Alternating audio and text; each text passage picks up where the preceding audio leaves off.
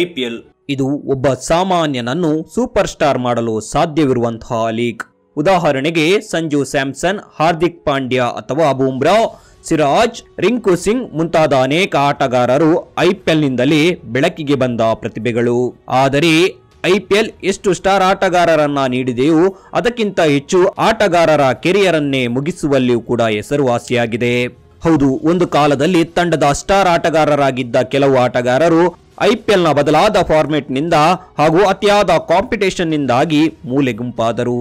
Steven Smith, Hashim Amla, Joe Root ರಂತ international ಸ್ಟಾರ್ಗಳಿಗೂ IPL ನಲ್ಲಿ ನೆಲೆಯೂರಲು ಸಾಧ್ಯವಾಗಲಿಲ್ಲ. ಆದರೆ ನಾವು ಈ ವಿಡಿಯೋದಲ್ಲಿ ಇಂತಹ ಸ್ಟಾರ್ ಆಟಗಾರರ ಹೊರತಾಗಿಯೂ ಐಪಿಎಲ್ ನ ಕೆಲವು ಸ್ಟಾರ್ ಪ್ರತಿಭೆಗಳನ್ನ ಪರಿಚಯಿಸಲಿದ್ದೇವೆ. ಒಂದೆರಡು ಸೀಸನ್ ನಲ್ಲಿ ಅದ್ಭುತ ಆಟವಾಡಿ ಭವಿಷ್ಯದ ಇಂಡಿಯನ್ ಕ್ರಿಕೆಟ್ ನ ಸ್ಟಾರ್ ಎಂದು ಕರೆಸಿಕೊಳ್ಳುತ್ತಿದ್ದ ಆಟಗಾರರು ಸೂಪರ್ ಸ್ಟಾರ್ ಆಗುವ ಮುನ್ನವೇ ಐಪಿಎಲ್ ನಿಂದ ಮರೆಯಾಗಿ ಹೋದರು. ಅಂತಹ 9 ಸ್ಟಾರ್ ಆಟಗಾರರ ಬಗ್ಗೆ ನಾವು ಈಗ ಇವತ್ತಿನ ವಿಡಿಯೋದಲ್ಲಿ ತಿಳಿಯೋಣ ಬನ್ನಿ. ನಂಬರ್ 9, ಪೌಲ್ ವಲ್ತಾಟಿ. ಪೌಲ್ ವಲ್ತಾಟಿ ಐಪಿಎಲ್ ಇತಿಹಾಸದ ಶತಕವೀರರ ಸಾಲಿಗೆ ಸೇರಿದ ಆಟಗಾರ. ಒಂದು ಕಾಲದಲ್ಲಿ ಐಪಿಎಲ್ ನಲ್ಲಿ ತಮ್ಮ ಅಗ್ರೆಸಿವ್ ಬ್ಯಾಟಿಂಗ್ ಶೈಲಿಯ ಮೂಲಕವೇ ಹೆಸರುವಾಸಿಯಾಗಿದ್ದ ಈ ಆಟಗಾರನನ್ನ ಇಂದು ಕ್ರಿಕೆಟ್ ಜಗತ್ತೇ ಮರೆತು ಹೋಗಿದೆ. 2011ರ ಐಪಿಎಲ್ ನಲ್ಲಿ ಈ ಹೆಸರು ರಾತ್ರೋರಾತ್ರಿ ಕ್ರಿಕೆಟ್ ವಲಯದಲ್ಲಿ ತುಂಬಾ ಚರ್ಚೆಗೆ ಒಳಗಾಗಿತ್ತು. ಅಂದು ಪಂಜಾಬ್ ತಂಡದ ಪರ ಅನ್ಕ್ಯಾಪ್ಡ್ ಪ್ಲೇಯರ್ ಆಗಿ ಕಣಕ್ಕಿಳಿದಿದ್ದ ಪೌಲ್ ವಲ್ತಾಟಿ ಸಿಎಸ್ಕೆ ಅಂತ ಬಲಿಷ್ಠ ತಂಡದ ವಿರುದ್ಧ ಕೇವಲ 63 ಬಾಲ್ಗಳಲ್ಲಿ ಅಜೇಯ 120 ರನ್ಗಳನ್ನ ಬಾರಿಸಿ ಪಂಜಾಬ್ ತಂಡಕ್ಕೆ ಪಂದ್ಯವನ್ನ ಗೆಲ್ಲಿಸಿಕೊಟ್ಟಿದ್ದರು. ಅವರ ಈ ಪರ್ಫಾರ್ಮೆನ್ಸ್ ಅವರನ್ನ ರಾತ್ರೋರಾತ್ರಿ ಸ್ಟಾರ್ ಅನ್ನಾಗಿ ಮಾಡಿತ್ತು. ಅವರ confidence, fearless approach, aggressive stroke ಪ್ಲೇಗಳನ್ನ ನೋಡಿದ ಪ್ರತಿಯೊಬ್ಬರು ಕೂಡ ಫಿದಾ ಆಗಿದ್ದರು. ಆದರೆ ಅವರ ಐಪಿಎಲ್ ಪಯಣ ಹೆಚ್ಚು ಕಾಲ ನಡೆಯಲಿಲ್ಲ. ಇವರ ವೃತ್ತಿ ಜೀವನದ ಆರಂಭದಿಂದಲೂ ಇಂಜುರಿ ಇವರನ್ನ ಕಾಡಲಾರಂಭಿಸಿತ್ತು. 2002ರ ಬಾಂಗ್ಲಾದೇಶ ವಿರುದ್ಧದ ಪಂದ್ಯದಲ್ಲಿ ಅಂಡರ್ 19 ಪಂದ್ಯವೊಂದರಲ್ಲಿ ಬ್ಯಾಟಿಂಗ್ ಮಾಡುವ ವೇಳೆ ಬೌನ್ಸರ್ ಎಸೆತವೊಂದು ಅವರ ಕಣ್ಣಿಗೆ ಬಡಿದಿತ್ತು. ಇದರಿಂದಾಗಿ ಅವರ ಒಂದು ಕಣ್ಣಿನ ದೃಷ್ಟಿ ಮಂದವಾಗಿತ್ತು. ಹಲವು ಸರ್ಜರಿಗಳ ಬಳಿಕ ಮತ್ತೆ ಕ್ರಿಕೆಟ್ ಆಡಲು ಸಿದ್ಧವಾಗಿದ್ರು. ಆದರೆ ಉತ್ತಮ ಪ್ರದರ್ಶನ ಮೂಡಿ ಬಂದಿರಲಿಲ್ಲ. ಐಪಿಎಲ್ 2009ರಲ್ಲಿ ರಾಜಸ್ಥಾನ ತಂಡ ಇವರನ್ನ ಖರೀದಿಸಿತ್ತು. ಆದರೆ ಇದರಲ್ಲಿ ಕೇವಲ 2 ಪಂದ್ಯಗಳಲ್ಲಿ ಮಾತ್ರ ಆಡುವ ಅವಕಾಶ ಪಡೆದ ಇವರು ಕೇವಲ 6 ರನ್ ಗಳಿಸಲಷ್ಟೇ ಶಕ್ತವಾದರು. ಇದರ ಪರಿಣಾಮವಾಗಿ 2010ರ ಐಪಿಎಲ್ ನಲ್ಲಿ ಯಾವ ತಂಡದ ಪರ ಆಡುವ ಅವಕಾಶ ಕೂಡ ಇವರಿಗೆ ಸಿಕ್ಕಿರಲಿಲ್ಲ. ಆದರೆ 2011ರ ಸೀಸನ್ ಇವರ ಪಾಲಿಗೆ ಬೆಸ್ಟ್ ಸೀಸನ್ ಆಗಿತ್ತು. ಈ ಸೀಸನ್ ನಲ್ಲಿ ಕಿಂಗ್ಸ್ 11 ಪಂಜಾಬ್ ಇವರನ್ನ ಖರೀದಿಸಿದ್ದು ಮಾತ್ರವಲ್ಲದೆ ಓಪನರ್ ಆಗಿ ಕಣಕ್ಕಿಳುವ ಅವಕಾಶವನ್ನ ನೀಡಿತ್ತು. ಈ ಸೀಸನ್ ಉದ್ದಕ್ಕೂ ಅದ್ಭುತ ಪ್ರದರ್ಶನವನ್ನ ನೀಡಿ ಮಿಂಚಿದ್ದರು. ಭಾರತ ತಂಡಕ್ಕೆ ಉದಯೋನ್ಮುಖ ಓಪನರ್ ಸಿಕ್ಕೇ ಬಿಟ್ಟ ಎನ್ನುವಷ್ಟರಲ್ಲಿ ಮತ್ತೊಂದು ಇಂಜುರಿ ಅವರಿಗಾಗಿ ಕಾದಿತ್ತು. ಅವರ ಎಡಗೈನ ವ್ರಿಸ್ಟ್ ಇಂಜುರಿ ಆಗಿತ್ತು. ಇದು ಮುಂದೆ ಸೀರಿಯಸ್ ಆಗಿ ಅವರಿಗೆ ಬ್ಯಾಟ್ ಹಿಡಿಯೋದು ಕೂಡ ಕಷ್ಟವಾಗಿತ್ತು. ಇದರಿಂದಾಗಿ 2012ರ ಐಪಿಎಲ್ ಸೀಸನ್ ನಲ್ಲಿ 6 ಪಂದ್ಯಗಳಿಂದ ಕೇವಲ 30 ರನ್ ಗಳಿಸಲಷ್ಟೇ ಶಕ್ತವಾದರು. ಮುಂದೆ 2013ರ ಸೀಸನ್ ನಲ್ಲಿ ಪಂಜಾಬ್ ಕಿಂಗ್ಸ್ ಪರ ಕೇವಲ 1 ಪಂದ್ಯದಲ್ಲಿ ಮಾತ್ರ ಆಡುವ ಅವಕಾಶ ಸಿಕ್ಕಿತ್ತು. ಆದರೆ ಅದೇ ಅವರ ಐಪಿಎಲ್ ನ ಕೊನೆಯ ಪಂದ್ಯವಾಗಿತ್ತು. ಮುಂದೆ ಕ್ರಿಕೆಟ್ ನ ಎಲ್ಲಾ ಫಾರ್ಮೆಟ್ ಗಳಿಗೂ ವಿದಾಯ ಘೋಷಿಸುತ್ತಾರೆ. ಹೀಗೆ ಬ್ಯಾಕ್ ಟು ಬ್ಯಾಕ್ ಇಂಜುರಿಗಳು ಪ್ರತಿಭಾನ್ವಿತ ಆಟಗಾರನೊಬ್ಬನ ಕ್ರಿಕೆಟ್ ಕರಿಯರ್ ನ ಕನಸನ್ನೇ ಕಸಿದುಕೊಂಡಿತ್ತು. ಈಗ ಪೌಲ್ ವಲ್ತಾಟಿ ಒಂದು ಕ್ರಿಕೆಟ್ ಅಕಾಡೆಮಿಯನ್ನ ನಡೆಸುತ್ತಿದ್ದಾರೆ ಹಾಗೂ ಏರ್ ಇಂಡಿಯಾದ ಪರ ಕೂಡ ಕ್ರಿಕೆಟ್ ಆಡಿದ್ದಾರೆ.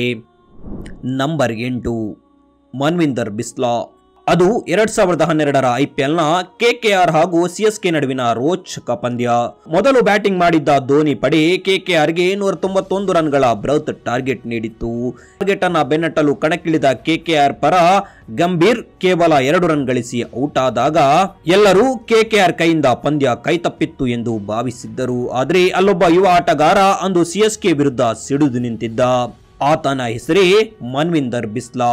ಈ ಟೂರ್ನಿ ಆರಂಭದಿಂದಲೇ ಸಾಧಾರಣ ಪ್ರದರ್ಶನ ತೋರಿದ್ದ ಮನ್ವಿಂದರ್ ಬಿಸ್ಲಾ ಫೈನಲ್ ನಲ್ಲಿ ಮಾತ್ರ ರಣ ಆರ್ಭಟವನ್ನೇ ತೋರಿದ್ದರು. ಈ ಪಂದ್ಯದಲ್ಲಿ ಕೇವಲ 48 ಎಸೆತದಲ್ಲಿ 89 ರನ್ಗಳ ಸ್ಫೋಟಕ ಆಟವಾಡಿ ಕೆಕೆಆರ್ ತಮ್ಮ ಚೊಚ್ಚಲ ಐಪಿಎಲ್ ಟ್ರೋಫಿಯನ್ನ ಮುಡಿಗೇರಿಸಿಕೊಳ್ಳುವಲ್ಲಿ ಪ್ರಮುಖ ಪಾತ್ರ ವಹಿಸಿದ್ದರು.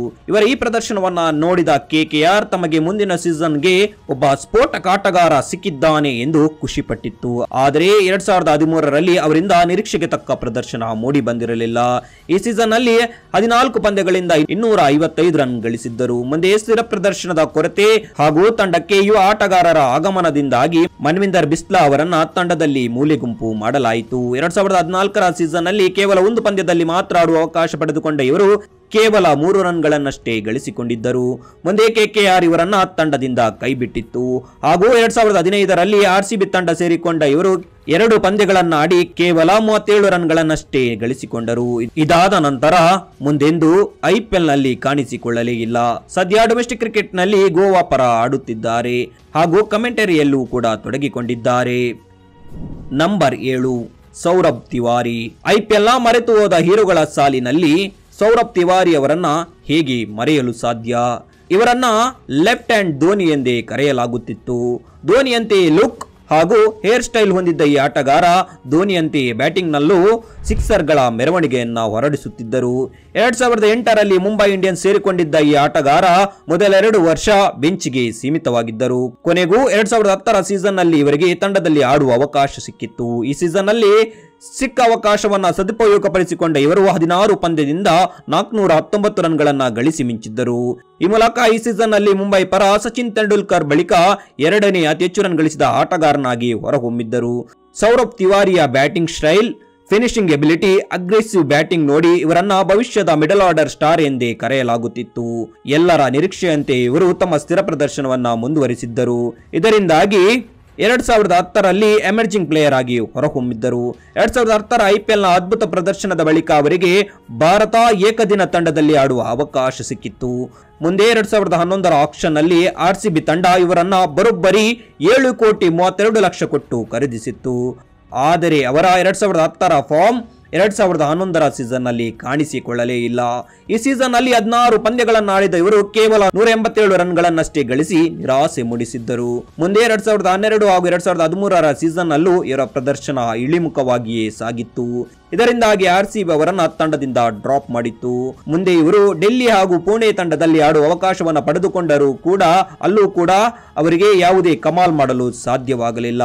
2015 ಹಾಗೂ 2016ನೇ ಸೀಸನ್ ನಲ್ಲಿ ಮತ್ತೆ ಮುಂಬೈ ತಂಡ ಸೇರಿಕೊಳ್ಳುತ್ತಾರೆ. ಆದರೆ ಯುವ ಪ್ರತಿಭಾನ್ವಿತ ಆಟಗಾರರಿಂದಾಗಿ ಪ್ಲೇಯಿಂಗ್ 11 ನಲ್ಲಿ ಸೌರಭ್ ತಿವಾರಿಗೆ ಹೆಚ್ಚಿನ ಅವಕಾಶ ಸಿಗೋದಿಲ್ಲ.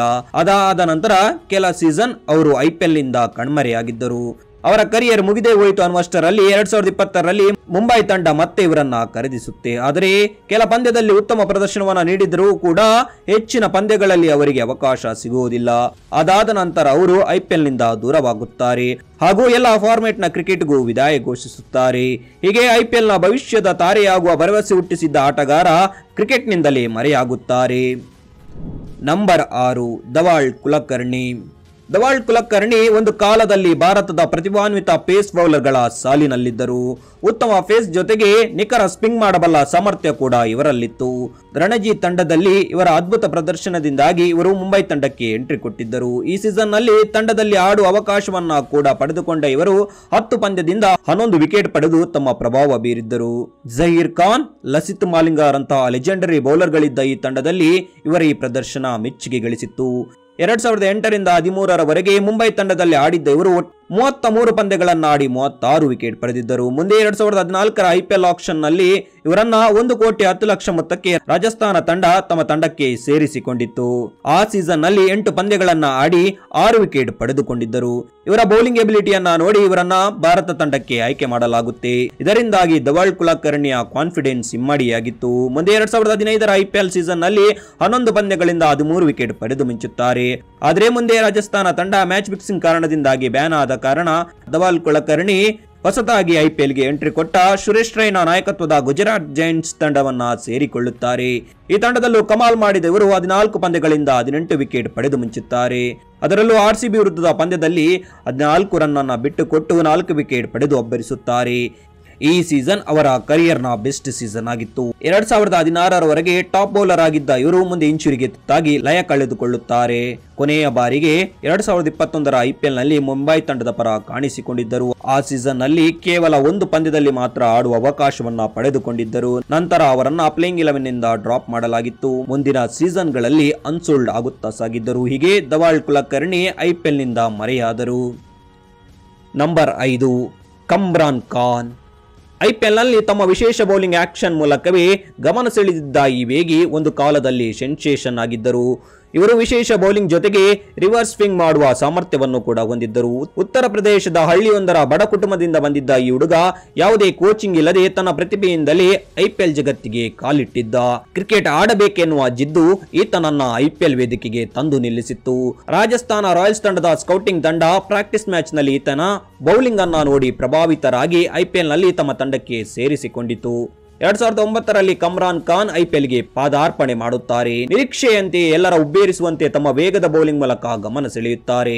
ನಿರಂತರವಾಗಿ 140 km/h ವೇಗದಲ್ಲಿ ಬೌಲಿಂಗ್ ಮಾಡುವ ಸಾಮರ್ಥ್ಯ ಹೊಂದಿದ್ದ ಕಮ್ರಾನ್ ಖಾನ್ ತಮ್ಮ ಮೊದಲ ಸೀಸನ್ ನಲ್ಲಿ 5 ಪಂದ್ಯಗಳಿಂದ ಕೇವಲ 7ರ ಸರಾಸರಿಯಲ್ಲಿ ರನ್ ಬಿಟ್ಟು ಕೊಟ್ಟು 6 ವಿಕೆಟ್ ಕಬಳಿಸಿದ್ದರು. ಅದರಲ್ಲೂ ಕೆಕೆಆರ್ ವಿರುದ್ಧದ ಪಂದ್ಯವೊಂದರಲ್ಲಿ 16 ರನ್ ನೀಡಿ 4 ವಿಕೆಟ್ ಪಡೆದು ಮಿಂಚಿದ್ದರು. ಅದರಲ್ಲಿ ಕ್ರಿಸ್ ಗೇಲ್, ಬ್ರೆಂಡನ್ ಮೆಕಲಮ್ ರಂತಹ ಸ್ಫೋಟಕ ಆಟಗಾರರ ವಿಕೆಟ್ ಕೂಡ ಸೇರಿತ್ತು. ಇವರ ಈ ಪ್ರದರ್ಶನದಿಂದಾಗಿ ರಾತ್ರೋರಾತ್ರಿ ಸಂಚಲನ ಸೃಷ್ಟಿಸಿದ್ದರು. ಆದರೆ ಯಶಸ್ವಿನ ವೇಗದತ್ತ ಸಾಗುತ್ತಿದ್ದ ಈ ವೇಗಿಗೆ ಆಘಾತವೊಂದು ಕಾದಿತ್ತು. 2009ರಲ್ಲಿ ಇವರ ಬೌಲಿಂಗ್ ಆಕ್ಷನ್ನ ಬಗ್ಗೆ ವಿವಾದ ಆರಂಭವಾಗಿತ್ತು. ಎಲ್ಬೋ ಎಕ್ಸ್ಟೆನ್ಷನ್ ಹೆಚ್ಚಾಗಿದ್ದರಿಂದ ಇವರ ಬೌಲಿಂಗ್ ಆಕ್ಷನ್ ಅನ್ನ ಇಲ್ಲಿಗಲ್ ಎಂದು ಹೇಳಲಾಯಿತು.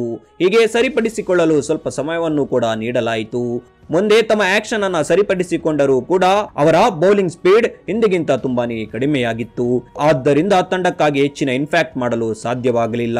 ಇದರಿಂದಾಗಿ ರಾಜಸ್ಥಾನ ತಂಡ ಅವರನ್ನ ಡ್ರಾಪ್ ಮಾಡುತ್ತೆ. 2011ರಲ್ಲಿ ಪುಣೆ ವಾರಿಯರ್ಸ್ ಮತ್ತೆ ಇವರಿಗೆ ಅವಕಾಶ ನೀಡಿತ್ತು.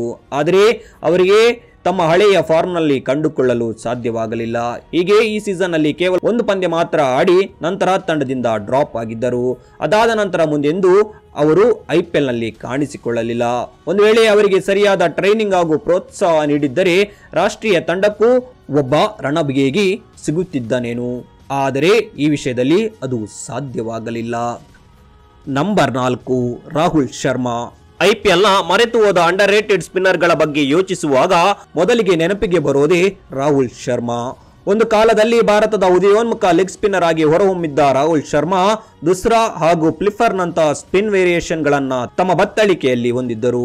ಆದರೆ ಕೆಲವು ಕಾಂಟ್ರವರ್ಸಿಗಳು ಇವರ ವೃತ್ತಿ ಜೀವನಕ್ಕೆ ಮುಳುವಾದವು. 2010ರಲ್ಲಿ ಡೆಕ್ಕನ್ ಚಾರ್ಜರ್ಸ್ ತಂಡದ ಪರ ಐಪಿಎಲ್ಗೆ ಕಾಲಿಟ್ಟ ಇವರು ತಮ್ಮ ಮೊದಲ ಸೀಸನ್ ನಲ್ಲಿ ಸ್ಪಿನ್ ಜಾದು ತೋರಿಸಿದ್ದರು. 5 ಪಂದ್ಯಗಳಲ್ಲಿ 6 ವಿಕೆಟ್ ಪಡೆದುಕೊಂಡಿದ್ದರು. ಮುಂದೆ 2011ರಲ್ಲಿ ಪುಣೆ ವಾರಿಯರ್ಸ್ ತಂಡ ಇವರನ್ನ ಖರೀದಿಸಿತ್ತು. 2ನೇ ಸೀಸನ್ ನಲ್ಲಿ ಮೊದಲ ಸೀಸನ್ಗಿಂತಲೂ ಅದ್ಭುತ ಪ್ರದರ್ಶನ ನೀಡಿದ ರಾಹುಲ್ ಶರ್ಮಾ 14 ಪಂದ್ಯಗಳಿಂದ 16 ವಿಕೆಟ್ ಕಬಳಿಸಿ ಮಿಂಚುತ್ತಾರೆ. ಇವರ ಈ ಸ್ಪಿನ್ ಮೋಡಿಗೆ ಟೀಂ ಇಂಡಿಯಾದ ಸೆಲೆಕ್ಟರ್ಸ್ ಕೂಡ ಮರುಳಾಗಿದ್ದರು. ಇದರಿಂದಾಗಿ ಭಾರತ ಏಕದಿನ ತಂಡಕ್ಕೂ ಎಂಟ್ರಿ ಕೊಟ್ಟಿದ್ದರು.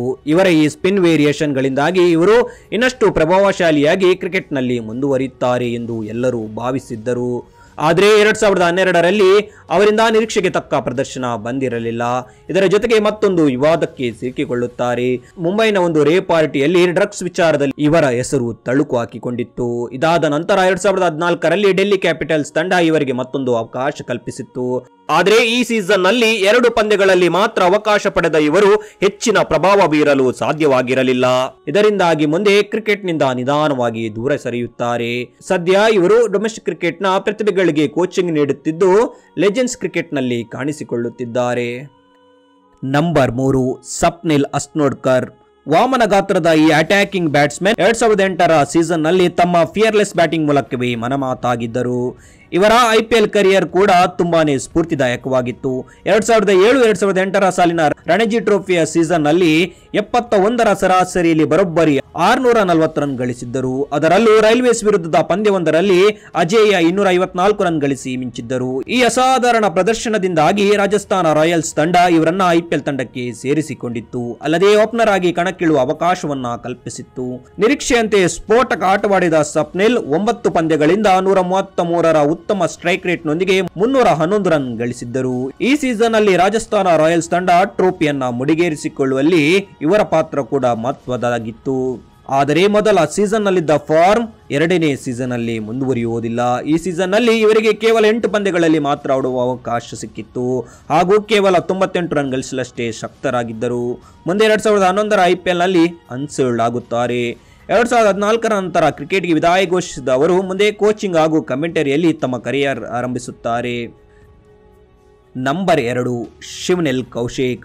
ತನ್ನ ವಿಶೇಷ ಬೌಲಿಂಗ್ ಶೈಲಿಯ ಆಕ್ಷನ್ ಮೂಲಕವೇ ಚಿರಪರಿಚಿತರಾಗಿದ್ದ ಈ ಆಟಗಾರ IPL ನ ಬೌಲಿಂಗ್ ನ ಅಟ್ರಾಕ್ಷನ್ ಆಗಿದ್ದರು. 2016ರಲ್ಲಿ ಗುಜರಾತ್ ಲಯನ್ಸ್ ತಂಡದ ಮೂಲಕ ಜಗತ್ತಿಗೆ ಕಾಲಿಟ್ಟಿದ್ದ ಈ ಆಟಗಾರ 6 ಪಂದ್ಯಗಳಿಂದ 6 ವಿಕೆಟ್ ಕಬಳಿಸಿದ್ದರು. ಆದರೆ ಈ ಸೀಸನ್ನ RCB ವಿರುದ್ಧದ ಪಂದ್ಯವೊಂದು ಇವರ ವೃತ್ತಿ ಜೀವನಕ್ಕೆ ಮುಳುವಾಗಿತ್ತು.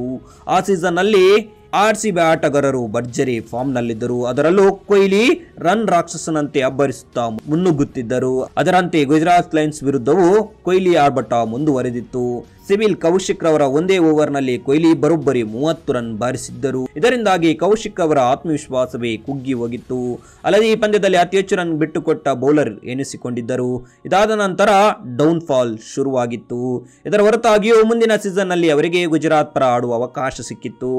ಆದರೆ 3 ಪಂದ್ಯಗಳಲ್ಲಿ ಆಡುವ ಅವಕಾಶ ಪಡೆದಿವರು ವಿಕೆಟ್ ಲೆಸ್ ಆಗಿಯೇ ಉಳಿದುಕೊಂಡರು. ಇದಾದ ನಂತರ ಅವರು IPL ನಲ್ಲಿ ಕಾಣಿಸಿಕೊಳ್ಳಲೇ ಇಲ್ಲ. ಆರಂಭದಲ್ಲಿ ಯಾವ ವಿಶೇಷ ಶೈಲಿಯ ಆಕ್ಷನ್ ಇವರಿಗೆ ವರವಾಗಿತ್ತು, ಅದೇ ಆಕ್ಷನ್ ಕೊನೆಗೆ ಅವರಿಗೆ ಮುಳುವಾಗಿ ಪರಿಣಮಿಸಿತ್ತು. ಮುಂದೆ ಡೊಮೆಸ್ಟಿಕ್ ಕ್ರಿಕೆಟ್ನಿಂದಲೂ ಅವರು ದೂರವಾಗುತ್ತಾರೆ. ನಂಬರ್ 1 ಪ್ರಗ್ಯಾನ್ ಓಜಾ. IPL ನಲ್ಲಿ ಪರ್ಪಲ್ ಕ್ಯಾಪ್ ಅನ್ನ ಮುಡಿಗೇರಿಸಿಕೊಂಡಿದ್ದ ಈ ಆಟಗಾರ ತಮ್ಮ ಸ್ಪಿನ್ ಮೋಡಿಯ ಮೂಲಕವೇ ಘಟಾನುಘಟಿ ಬ್ಯಾಟ್ಸ್ಮನ್ ಗಳನ್ನ ಕೆಡ್ಡಕ್ಕೆ ಕೆಡವುತ್ತಿದ್ದರು. ಡೆಕ್ಕನ್ ಚಾರ್ಜರ್ಸ್ ತಂಡದಲ್ಲಿ ಪ್ರಗ್ಯಾನ್ ಓಜಾ ಆ ತಂಡದ ಬೌಲಿಂಗ್ ವಿಭಾಗದ ಟ್ರಂಪ್ ಕಾರ್ಡ್ ಆಗಿದ್ದರು. 2009ರ IPL ಸೀಸನ್ ಇವರ ಪಾಲಿಗೆ ಅದ್ಭುತ ಸೀಸನ್ ವಾಗಿತ್ತು. ಈ ಸೀಸನ್ ಅಲ್ಲಿ 15 ಪಂದ್ಯಗಳಿಂದ 18 ವಿಕೆಟ್ ಪಡೆದು ಮಿಂಚಿದರು. ಆ ಸೀಸನ್ ನಲ್ಲಿ ಡೆಕ್ಕನ್ ಚಾರ್ಜರ್ಸ್ ಕಪ್ ಮುಡಿಗೇರಿಸಿಕೊಳ್ಳಲಿ ಇವರ ಪಾತ್ರ ಕೂಡ ಮಹತ್ವದ್ದಾಗಿತ್ತು. 2010ರ ಸೀಸನ್ ಅಲ್ಲೂ ಅದ್ಭುತ ಪ್ರದರ್ಶನ ನೀಡಿದ್ದ ಇವರು 16 ಪಂದ್ಯಗಳಿಂದ 21 ವಿಕೆಟ್ ಪಡೆದು ಪರ್ಪಲ್ ಕ್ಯಾಪ್ ಅನ್ನ ಮುಡಿಗೇರಿಸಿಕೊಳ್ಳುತ್ತಾರೆ. 2012ರಲ್ಲಿ ಮುಂಬೈ ಇಂಡಿಯನ್ಸ್ ತಂಡ ಸೇರಿಕೊಂಡ ಇವರು ಅಲ್ಲೂ ಕೂಡ ಉತ್ತಮ ಪ್ರದರ್ಶನವನ್ನೇ ಮುಂದುವರಿಸಿದ್ದರು. 2013ರಲ್ಲಿ 16 ವಿಕೆಟ್ ಪಡೆದುಕೊಂಡಿದ್ದ ಇವರು ಮುಂಬೈ ಕಪ್ ಮುಡಿಗೇರಿಸಿಕೊಳ್ಳಲು ಕೂಡ ಅದ್ಭುತ ಕೊಡುಗೆ ನೀಡಿದ್ದರು. ಈ ಸಕ್ಸಸ್ನ ನಂತರ ಅವರ ಕರಿಯರ್ ಮಗುಚಿ ಬಿದ್ದಿತ್ತು. 2014ರಲ್ಲಿ 12 ಪಂದ್ಯಗಳಿಂದ ಅವರು ಗಳಿಸಿದ್ದು ಕೇವಲ 4 ವಿಕೆಟ್ ಮಾತ್ರ. ಹಾಗೂ ಮುಂದಿನ ಸೀಸನ್ ನಲ್ಲಿ ಕೇವಲ 1 ಪಂದ್ಯವನ್ನು ಮಾತ್ರ ಆಡಿದ್ದರು. ಹಾಗೂ ಯಾವುದೇ ವಿಕೆಟ್ ಪಡೆಯಲು ಸಾಧ್ಯವಾಗಿರಲಿಲ್ಲ. ನಂತರ ಇವರನ್ನ ಮುಂಬೈ ತಂಡ ಪ್ಲೇಯಿಂಗ್ 11 ನಿಂದ ಡ್ರಾಪ್ ಮಾಡಿತ್ತು. ಅದಾದ ನಂತರ ಯಾವ ತಂಡದಲ್ಲೂ ಅವರಿಗೆ ಅವಕಾಶ ಸಿಗುವುದಿಲ್ಲ. ಮುಂದೆ ಯುವ ಸ್ಪಿನ್ನರ್ ಗಳ ಪೈಪೋಟಿಯಿಂದಾಗಿ ಪ್ರಗ್ಯಾನ್ ಓಜಾ ಅವರ ಪ್ರಭಾವ ಕುಂಠಿತವಾಗಿತ್ತು. ರವೀಂದ್ರ ಜಡೇಜಾ, ಅಕ್ಷರ್ ಪಟೇಲ್, ಕುಲ್ದೀಪ್ ಯಾದವ್ ರಂತಹ ಆಟಗಾರರು ಉದಯವಾಗುತ್ತಿದ್ದಂತೆ ಪ್ರಗ್ಯಾನ್ ಓಜಾ IPL ನಲ್ಲಿ ಮಾತ್ರವಲ್ಲದೆ ಟೀಮ್ ಇಂಡಿಯಾದಿಂದಲೂ ದೂರವಾದರು. ಈಗ ಇವರು ಮೆಂಟರ್ ಆಗಿ ಹಾಗೂ ಕಮೆಂಟೇಟರ್ ಆಗಿ ತಮ್ಮ ಕ್ರಿಕೆಟ್ ಪಯಣವನ್ನ ಮುಂದುವರಿಸುತ್ತಿದ್ದಾರೆ. ವೀಕ್ಷಕರೇ, ಇದಾಗಿತ್ತು IPL ನಲ್ಲಿ ಮಿಂಚಿ ಮರೆಯಾದ ಕೆಲವು ಆಟಗಾರರನ್ನ ನೆನಪಿಸುವ ಪ್ರಯತ್ನ. ಇವರಂತೆ ಒಂದು ಕಾಲದಲ್ಲಿ IPL ನಲ್ಲಿ ಛಾಪು ಮೂಡಿಸಿ ನಂತರ ಅಭಿಮಾನಿಗಳ ನೆನಪಿನಿಂದ ದೂರವಾದ ಆಟಗಾರರನ್ನ ಕಮೆಂಟ್ ಮೂಲಕ ತಿಳಿಸಿ. ಮತ್ತಷ್ಟು ಇಂಟ್ರೆಸ್ಟಿಂಗ್ ವಿಡಿಯೋಗಳಿಗಾಗಿ ನಮ್ಮ ಚಾನಲ್ ಅನ್ನ ಸಬ್ಸ್ಕ್ರೈಬ್ ಮಾಡಿ. ಧನ್ಯವಾದಗಳು.